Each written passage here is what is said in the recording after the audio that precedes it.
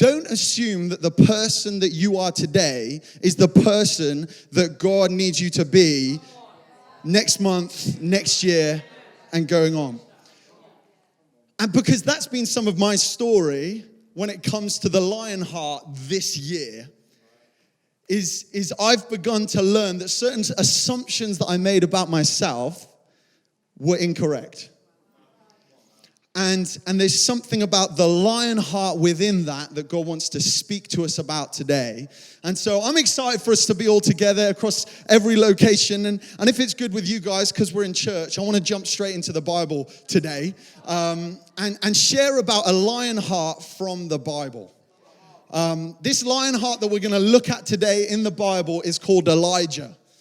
Elijah, for those of you who are new to church, Elijah is a prophet, one of the leaders of God's people in the first part of the Bible, the Old Testament.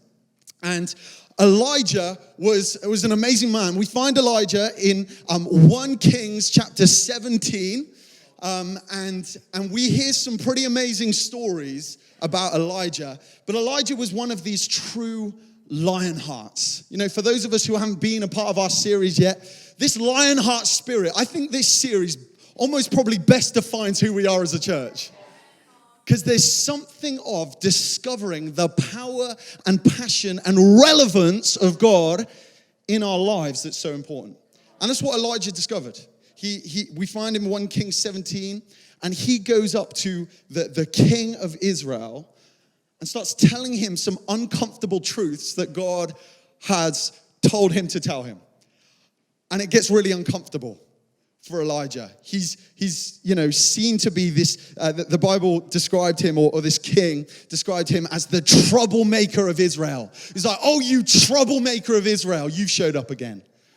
Why? Because there was something about this idea of being a troublemaker for the things of God that was powerful. We then get to this point in 1 Kings chapter 18, where there's a bit of a clash between Elijah and the prophets of this false god that they were worshiping at the time. So we see this clash, and Elijah basically says, let's have a showdown. Let's go up the mountain, and we're going to build 2 altars. And whoever's God sends fire down from heaven is the one true God. So you've got Elijah on the one side, this Lionheart, Elijah, bold. You know, I can't imagine how terrifying that would have been in that moment, right? He goes up the mountain and he's like, I don't know if as a Christian you've ever been in this place where you're like, God, you better come through for me now.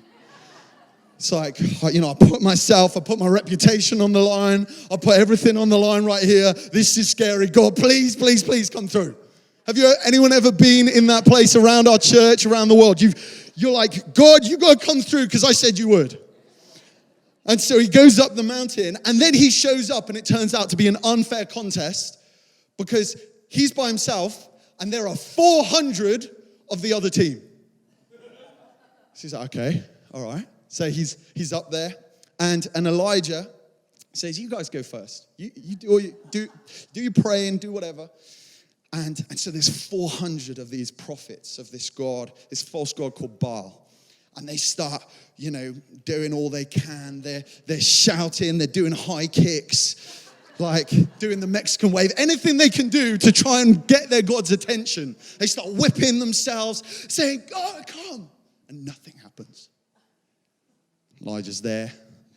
Maybe he's asleep. You know, he's just like taunting them from the, hey, just shout a bit louder maybe. Trying to get their God's attention. And so they fail, unsurprisingly. And then Elijah, he says, I don't need to pray this out loud, but I'm going to do it. And he gets extra. He's like trying to make the most of it. He's been to drama school or something. So he gets all this water and he like starts throwing water on top of the altar. And he's just proving a point. And he prays, he says, God, I don't need to pray this in front of everyone, but I'm going to do it just so that they can know it's you. Send the fire from heaven. Fire comes from heaven, consumes the altar.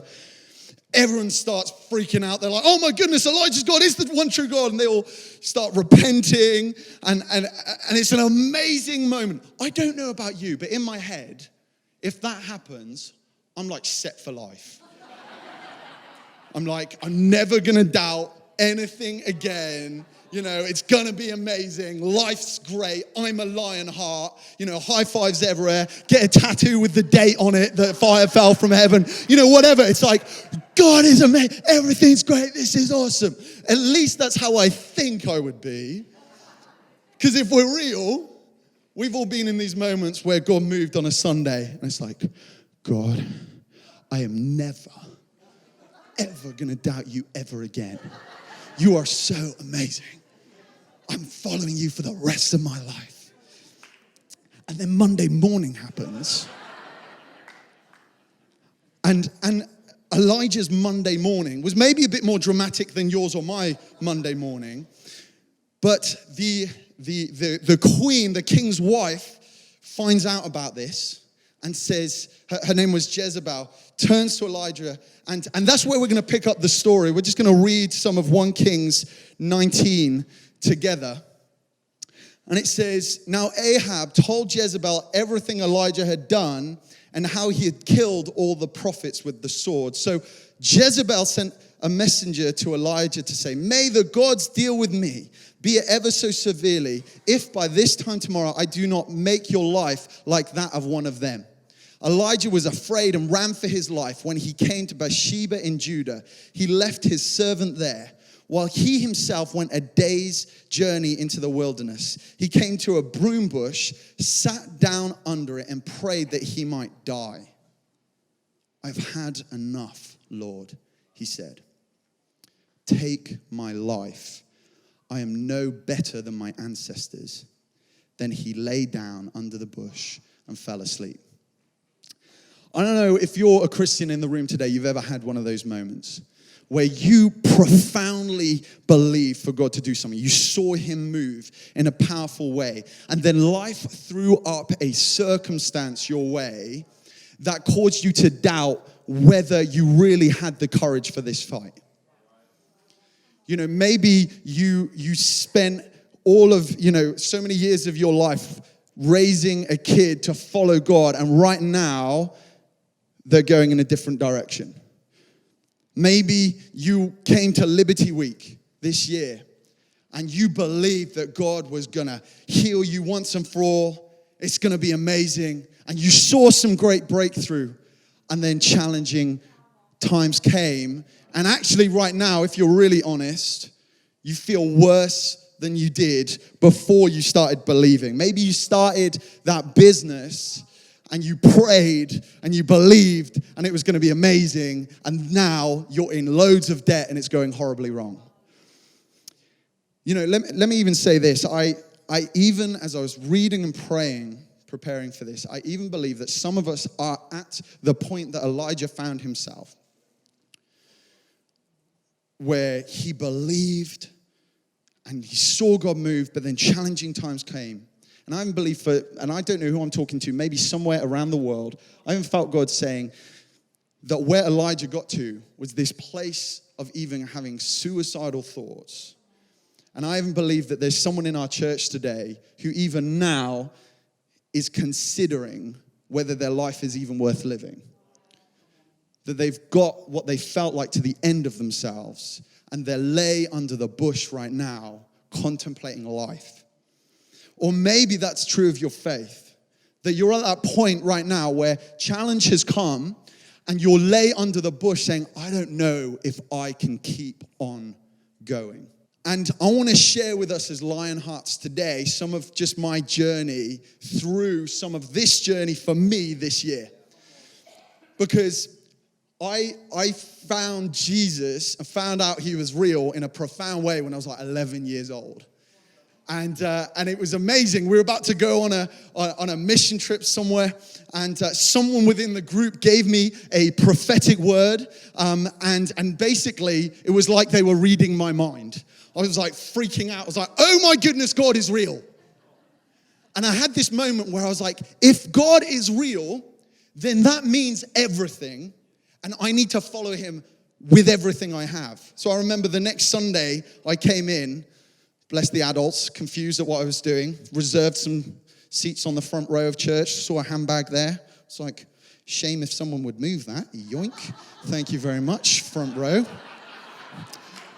And I'm like, I'm all in. I'm passionate. And through high school, I'm believing for revival. I start praying for kids in wheelchairs who are going to get healed, and they didn't at the time. And laying on hands, we believe in the Bible, so I start laying on hands onto the shin, so it was appropriate. And then all my friends walked in as I was praying for this year 8 in year 11. I'm like, Josh, you're right there. What are you doing? Oh, just tying my lace. I was like, but I was so passionate. Long story short, that kid did get healed, by the way. He's now walking. But I was so filled with faith. I went on our leadership academy when I was 16, sneaked in. And then when I was 17, I moved to Uganda to help build our church in Freedom Kampala. And we saw amazing things happen. And then moved to Cambodia, built church there for some time, was in Cardiff building church, moved back to Hereford a short while later to help establish our youth movement, Zeal, and so got to be involved with that. We're now in Birmingham, building church, and I share all of that to say that I got to a point in about February, March of this year where I'd been building. And when I was in Kampala even, I remember these moments where I'd be building with such energy. And on reflection, whilst I was there, I started to realize that I wasn't doing it for God or even from this place of security in God. I was trying to please people. I was trying to please our pastors. I was trying to do things so that other people would affirm me. And over time, this I kind of dealt with it in different moments. But I found it grow up within me again earlier on this year, in February, March time. And I didn't realize it until one of my good friends and pastors, Dave Thomas, lovingly helped me to see, hey, the way you're living is not healthy. And then I went into full kind of like sackcloth and ashes mode. I was like, right, Old Testament prophet weeping, and the reason I did was as I began to reflect on the different things that I was involved with. Like I said, I was powerfully met Jesus, really believed in the call of my life, really believe and still believe that God is going to use me in powerful ways. But I started to notice these different moments throughout my story where when I'd believe for this, that I would often see this. And I equated some of that to failure. I started to look at my life and I was like, and I think I even said it, I was sat in an office with one of my other pastors and friends, Josh Snozel, our pastor in Raleigh.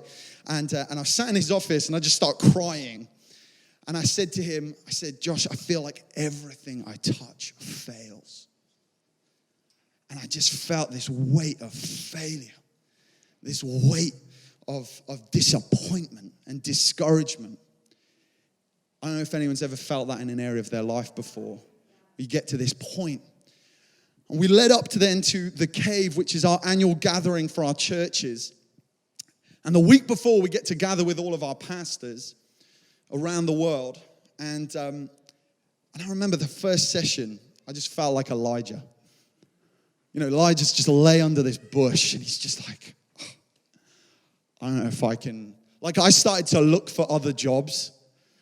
And it was really, I started to get mad at God because he called me out of into ministry. So I never got any proper qualifications. So I started looking at all these jobs. I was like, I'm not qualified for anything, darn it. And so I started looking at all this stuff. I'm like, God, you've put me in a bind here. I can't do anything else with my life. And so, but I remember being at this point where I'm laid down on my face. We started our week together with, 20, 25 minutes of worship. And I would just lay there. And I was just like, God, you've got to do something this week. You've got to do something this week because I can't go on like this. I can't go on living with this level of weight in my heart. I think some of us in our locations today, that's where you are today. You've given church one last chance. You're here today and you say, all right, someone convinced you or kidnapped you to get to church. You're like, all right, let's go. Let's give it a go. Some of us today, we are lay under the bush and we're like, I don't know. Maybe you're not a Christian in our church today and you're looking at your life thinking the same thing. You're saying, I just need something to change because I can't keep going like this. I've tried everything. I've tried it all and it's not working. Let's continue with Elijah's story and see what happens. 1 Kings 19, verse 5-9. It says, all at once, an angel touched him and said, get up and eat. He looked around, and there by his head was some bread baked over hot coals and a jar of water. He ate and drank and then lay down again.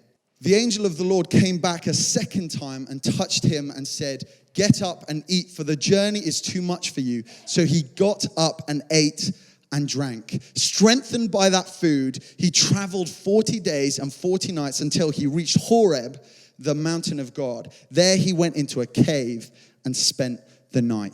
You know what I love about this part of Elijah's story is that at that moment he had to make a decision. He had to make a decision about what he was going to do. But he also, interestingly, what's the thing that he continues to do in that moment where it's painful and it's difficult and he wants to give up? He makes a decision at that moment as a Lionheart and says, even though it's difficult, even though it's challenging, even though I don't want to be here, even though I don't want to go to groups, even though I don't want to go to church, even though I don't want to be there, I'm going to lean into his presence anyway, because that's where I need to be.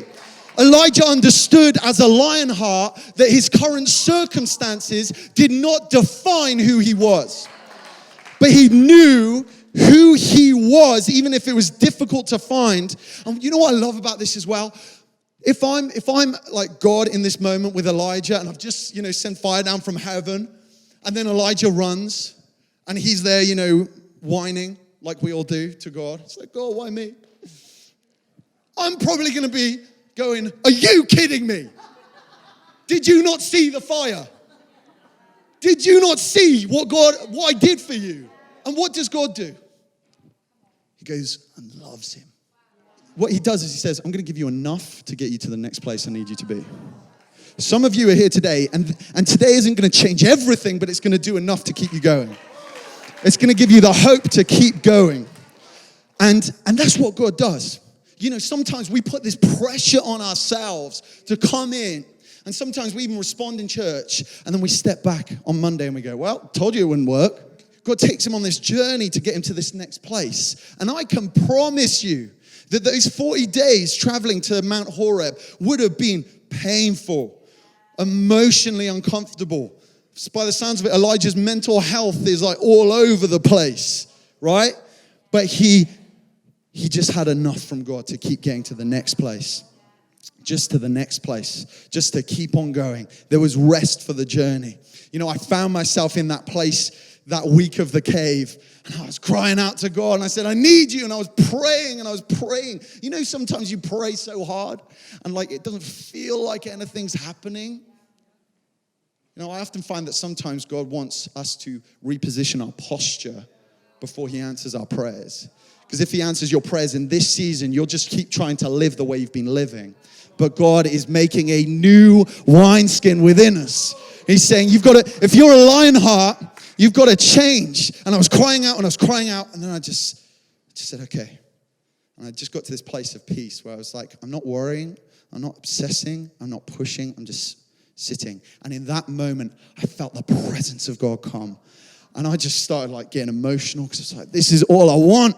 This is all I've needed. We need God's presence. Sometimes I think that we can look and we hear things from the stage and we want the things from the lion, the byproducts of being with the lion without locking eyes with the lion. we're like, yeah, I want that peace. I want that freedom. I want that joy. I want that security. But we miss the fact that unless we lock eyes with the lion, Jesus, unless we lock eyes with him, say, I want to fix my focus. I want to fix my eyes into his eyes. You're not going to be able to sustain the journey of faith without Jesus. See, this is why Lionheart is not a self-help series. This is a God transforming us series. It's like you can't walk around going, I'm a Lionheart. Just be a Lionheart. I'm a Lionheart. No, you've got to fix your eyes on Jesus, and that's what makes us a Lionheart. That's the thing that changes everything. Let's finish out this story from 1 Kings. And the word of the Lord came to him. What are you doing here, Elijah? Elijah replied, I've been very zealous for the Lord God Almighty. The Israelites have rejected your covenant, torn down your altars and your prophets to death with the sword. The Lord said, go out and stand on the mountain in the presence of the Lord, for the Lord is about to pass by. Then a great and powerful wind tore the mountains apart and shattered the rocks before the Lord. But the Lord was not in the wind. After the wind, there was an earthquake, but the Lord was not in the earthquake. After the earthquake came a fire, but the Lord was not in the fire. And after the fire came a gentle whisper. When Elijah heard it, he pulled his cloak over his face and went out and stood at the mouth of the cave. Do you know what I love about that story is that we don't actually hear what the whisper from God to Elijah was. It's almost like it was just even too intimate a moment between God and Elijah. There's something powerful that happens in this whisper. But I want to be vulnerable and open with you today. I want to let you know what God whispered to me. A couple of days after I'm there, I feel the presence of God, just overwhelmed. But I still had all this kind of weight. It's just like heaviness. And we start praying together as pastors. One of my friends kind of lays his hand on me, and the presence of God just moved so powerfully. I literally fell over. I was like, oh my goodness, God's here.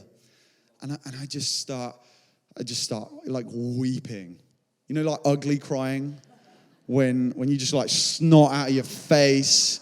You're hugging your friend and like sneaky wipe the snot on them. Sorry, Dave. You know, I was just like overwhelmed. And you know what I felt God whisper in that moment? And I think it's best summed up what he whispered to me in Romans chapter 8, verse 15 and 16. I'm going to read it from the Passion Translation because to me, this captivated what I felt God was saying to me. And it says this: you did not receive the spirit of religious duty, leading you back into the fear of never being good enough. But you received the spirit of full acceptance, enfolding you into the family of God. And you will never feel orphaned, for as he rises up within us, our spirits join him in saying the words of tender affection, beloved Father. For the Holy Spirit makes God's fatherhood real to us as he whispers into our inmost being, you are God's beloved child. Some of us in this room and rooms around the world where you're watching this, maybe you're watching this online or somewhere you're listening to this today. For too long, you have tried to do it in your own strength. You have tried to keep on going and pushing and trying and I believe I'm talking to people of every age today. You may have been in church. This is what I was saying. Don't assume that because you've had the heart of a lion before, that God doesn't want to do something new in you today. From the age of 11, I'm telling you that there was a Lionheart spirit within me. Because there's this powerful thing that happens when we meet Jesus. It's called a heart transplant. He takes out your cold heart and he puts the heart of a lion in you. He places within you the heart of a lion. But let me tell you, like Elijah had experienced, was Elijah still a Lionheart under the tree? Yes, he was. Was Elijah still a Lionheart when he was in doubt and fear? Yes, he was. Some of you, that's been your story in this last season. But I am telling you today that there is a new thing that God's doing right now. He's pouring something new into your life and in our church. And I'm telling you today that if you, like I did, and guys, when I experienced this and I felt the whisper of God, oh my goodness, it changed everything. These last 6 months, I felt such freedom. Freedom from having to try and keep on going and be enough and show people my success and show people the measurements that I'm trying to live up to. And I know that there's some people in our church today who are doing that right now. And let me tell you, as a pastor in this house, as a shepherd in this house, the only thing we want for you is for you to understand your adoption into the family of God and live out of that place. Sometimes when we live in a striving, performing mentality, we think that everything that comes from the stage is coming as something that, and then I've got to do this, and I've got to do this, and I've got to do this. No. It's when you step into the adoption, you find healing and life. And then you can take hold of what we're saying from the stage and live in freedom and joy and hope and forgiveness. And I believe that there are people who are listening to me today across our church. Maybe you once followed God.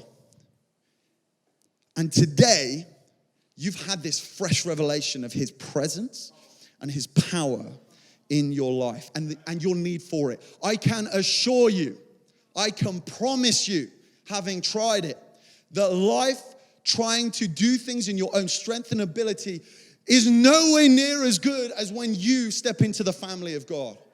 There are people across our church today who have distanced themselves from the family of God. Let me assure you that when you step back in, there is only hope and love and faith that God has for you. And some of us don't even know Jesus today. And I believe for you today, there is a relationship with God that He wants to revolutionize your life and place within you the heart of a lion. And so I want to finish up. We're going to finish up real quick. I want to give you 3 thoughts, 3 main things that you can take away. If you're taking notes, you can write these down. That I believe that God, the things that God taught me through this season of rediscovering what it is to be a Lionheart. The first is this: the Lionheart within you is a God-given gift. Live like you have one. It was this powerful moment. I'm sure Pastor G wouldn't mind me saying, but he stepped into the room on that cave week. He said, some of us are licking our wounds like lambs, but you're a lion. You start living like it. It was the wake-up call that I needed. It was that moment where we're like Elijah under the tree. I think some of us today, we're Elijah under the tree, and you've got a decision to make. Are you going to stay under the tree, or are you going to move forward? Do you know the way you move forward is you start claiming your identity as a Lionheart. You start saying, this is not who I am. I'm not someone who stays under the tree. I'm not someone who says, worry me all the time. I take hold of who I am and start moving forward towards the things that God has for me. I want to encourage some of us around the world today. You're a Lionheart. I know in Freedom Church, I'm talking to a church of Lionhearts. Every one of us have had a Lionheart placed within us. The question is, will you take hold of your identity as a Lionheart today, or will you stay under the tree? That's a decision for some of us to make. That was a decision that I had to make this year and say, God, am I going to embrace who you've called me to be, or am I going to stay under this tree?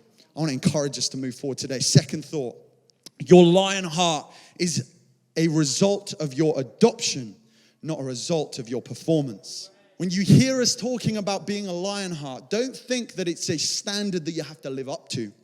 It's a place that you get to live from. God's this idea of adoption is such a powerful idea. One of the things that we talked about on that cave week was the idea that, some of our pastors around the world have adopted children. And they said, there's this powerful moment that's going to happen. Because from the moment that those children became a part of the family, that those parents chose those children and said, you're adopted, you're in my family. But there's going to be a moment where, as children, they're also going to have to turn around and say, and I choose you as my mom, as my dad. I choose you. For some of us in our church today, you've understood that you've been adopted into family. And let me even say, adopted into this family. And you've kind of been teetering on the edge. Say, I know that God's chosen me. Today is the day for some of us where we've got to say, I'm choosing to step into my adoption. I'm choosing to step into all that God has for me. Not because I'm trying to be enough, but because He's chosen me, and so I choose Him. Final thought is this. You've got to lock eyes with the lion. We've got to lock eyes with the lion. As I was praying today for our churches around the world, I sense that for some of us today, that the idea of locking eyes with Jesus is too painful. Because you've tried at moments and you've experienced hurt, you've experienced pain or disappointment, not with God, often with people. Maybe you're carrying offense today with people around you, church people. Maybe you're disappointed. You prayed for something and you didn't see God come through in the way that you hoped. Let me promise you that when you lock eyes with the lion, Jesus, and it's almost like imagining it. It's having the picture in your mind, Jesus the lion.